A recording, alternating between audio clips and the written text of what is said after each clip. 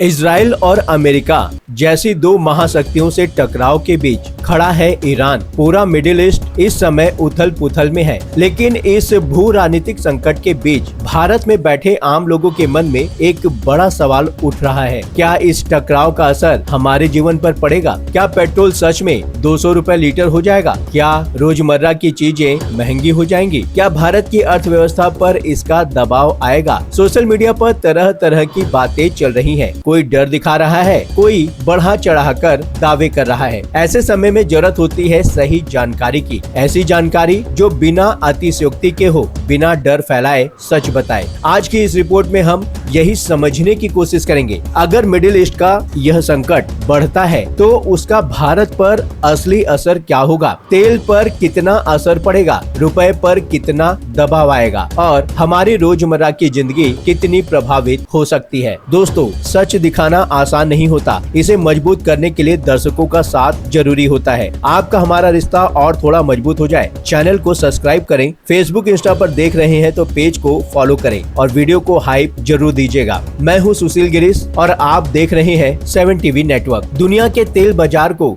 समझने के लिए सबसे पहले हमें समझना होगा एक बहुत महत्वपूर्ण जगह, हरमुज जलमार्ग। अंतर्राष्ट्रीय रिपोर्टों में यह आंकड़ा बार बार सामने आता है। दुनिया की कुल तेल की जरूरत का लगभग 20% हिस्सा इसी हरमुज जल मार्ग से गुजरता है। इसे कई लोग हरमुज स्ट्रेट या फिर जल मार्ग कहते हैं। लेकिन सवाल यह है, भारत के लिए यह कितना महत्वपूर्ण है? क्योंकि दुनिया का आंकड़ा और भारत का आंकड़ा अलग हो सकता है। भारत अलग अलग देशों से तेल खरीदता है, इसलिए आंकड़े कुछ समय के साथ बदलते रहते हैं। लेकिन औसतन देखें तो भारत के तेल का लगभग 44% से 52% हिस्सा इसी रास्ते से आने वाले देशों से जुड़ा रहता है। और यह स्थिति उस देश के लिए और गंभीर हो जाती है जो अपनी जरूरत का 80 से 90% तेल विदेशों से आयात करता हो, यानी भारत। अब इस संकट का दूसरा पहलू समझिए। मिडिल ईस्ट में तनाव बढ़ने के बाद कई जगहों की आवाजाही पर असर पड़ने लगा है। क्यों? क्योंकि जोखिम बढ़ गया है। ईरान की तरफ से बयान आया है कि वे केवल कुछ खास देशों से जुड़े जहाजों को रोकेंगे, लेकिन समुद्र में चलने वाले जहाजों की स्थिति इतनी सरल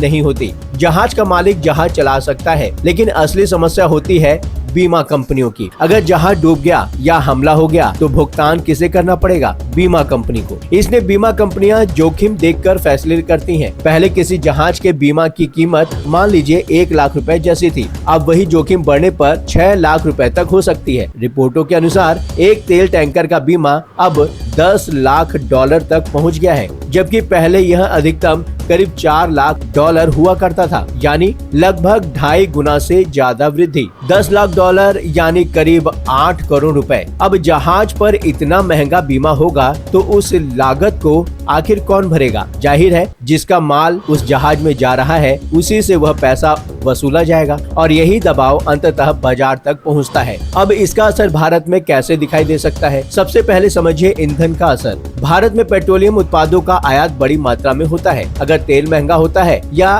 उसका परिवहन महंगा हो जाता है तो उसका असर केवल पेट्रोल पर नहीं पड़ता, उसका असर पड़ता है परिवहन लागत पर, बिजली उत्पादन पर, औद्योगिक उत्पादन पर। भारत में कई जगहों पर गैस से बिजली बनती है। अगर गैस महंगी हुई तो बिजली की लागत बढ़ेगी, परिवहन महंगा होगा तो सब्जियां महंगी होंगी, निर्माण सामग्री महंगी होगी और धीरे धीरे महंगाई का असर रोजमर्रा की जिंदगी तक पहुंच सकता है। अब सवाल उठता है, क्या सीएनजी और पीएनजी भी महंगी होंगी? इनकी कीमतों की समीक्षा भारत में आमतौर पर साल में 2 बार होती है, एक बार अप्रैल में और दूसरी बार अक्टूबर में। लेकिन भारत में इस्तेमाल होने वाली गैस का बड़ा हिस्सा आयातित है। जो गैस विदेश से आती है उसका असर उन कंपनियों पर पड़ता है जो टोटल गैस, महानगर gas, Indraprastha gas limited IGL। अगर आयात महंगा हुआ तो इन कंपनियों की लागत भी बढ़ेगी। अब एक और बड़ा सवाल, क्या इस संकट का असर रुपए पर भी पड़ सकता है? कई लोगों ने यहाँ तक कहा कि भारत का 1 रुपया अमेरिका के 1 सेंट के बराबर हो सकता है, यानी $1 = 100 रुपए। यह क्यों कहा जा रहा है? इसे समझने के लिए हमें देखना होगा भारत में डॉलर आने के स्रोत। एक स्रोत है निर्यात, लेकिन उससे भी बड़ा स्रोत है विदेशों में काम करने वाले भारतीय, खासकर मिडिल ईस्ट में काम करने वाले भारतीय। कतर,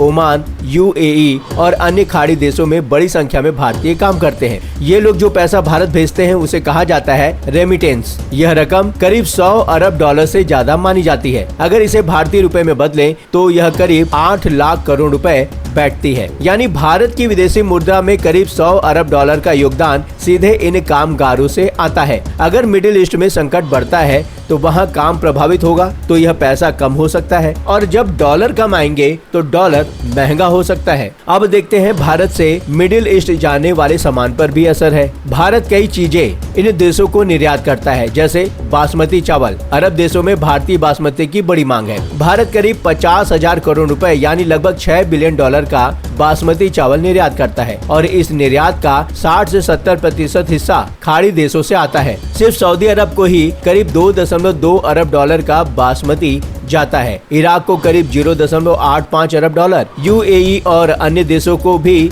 बड़ी मात्रा में निर्यात होता है। अगर समुद्री परिवहन प्रभावित होता है तो यह व्यापार रुक सकता है। रिपोर्टों के अनुसार भारत के कई प्रमुख बंदरगाहों पर ट्रकों की लंबी कतारें लगी हैं, क्योंकि माल भारत नहीं जा पा रहा। फल, अंगूर, प्याज और अन्य सामान भी प्रभावित हो सकते हैं। एक और महत्वपूर्ण चीज है खाद्य तेल। भारत अपने खाद्य तेल की जरूरत का 70% से ज्यादा आयात करता है, जिसमें सबसे ज्यादा इस्तेमाल होता है पाम ऑयल। भारत की जरूरत का लगभग 60% पाम ऑयल विदेश से आता है। इसके अलावा सोयाबीन तेल और सूरजमुखी तेल भी आयात होता है। सोयाबीन तेल ब्राजील से आता है और सूरजमुखी तेल यूक्रेन जैसे देशों से आता है। अगर समुद्री परिवहन महंगा हो गया या जहाजों की उपलब्धता कम हुई तो इन सब की कीमतों पर असर पड़ सकता है। अगर पूरे संकट को एक साथ देखें तो कई तरह के दबाव एक साथ बनते दिखाई देते हैं। तेल की कीमतों का दबाव, परिवहन लागत का दबाव, निर्यात पर असर, डॉलर की उपलब्धता पर असर, इन सब का मिलाकर असर आम लोगों की कॉस्ट ऑफ लिविंग पर पड़ सकता है। कुछ अनुमान बताते हैं कि यह दबाव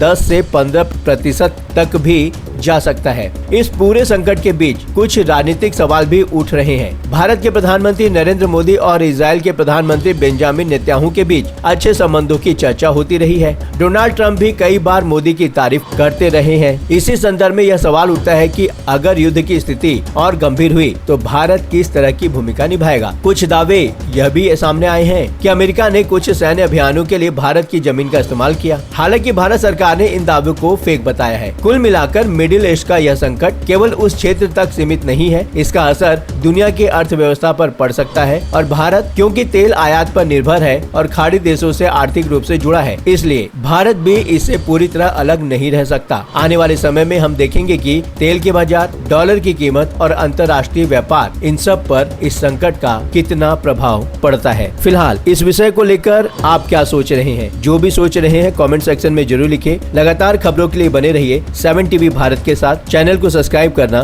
बिल्कुल ना भूलें।